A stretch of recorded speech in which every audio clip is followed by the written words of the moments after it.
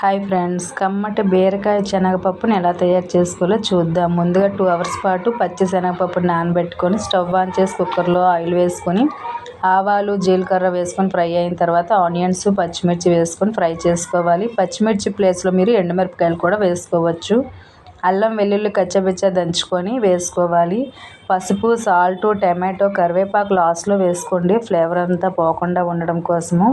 తర్వాత బీరకాయ ముక్కలు వేసుకొని దగ్గరికి ఒక 10 నిమిషాలు సిమ్లోని మగ్గించుకోవాలి. తర్వాత మీ టేస్ట్కి తగ్గట్టుగా వంటకారాన్ని వేసుకోవాలి. కొంతమంది దగ్గర విడివిడిగా ఉంటాయి ధనియా జీరా పౌడర్లు, అవి చిల్లీ పౌడరు విడివిడిగా కావాలనుకుంటే అలా వేసుకోవచ్చు. లేదంటే నార్మల్ వంటకారం వేసుకొని శనగపప్పు వేసుకొని ఒకసారి మిక్స్ చేసుకొని 4 విజిల్ హైలోని 3 విజిల్ సిమ్లోని వేయించుకోవాలి.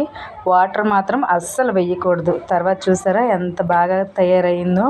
వేడి వేడి రైస్లో మిక్స్ చేసుకుంటే కమ్మగా ఉంటుంది.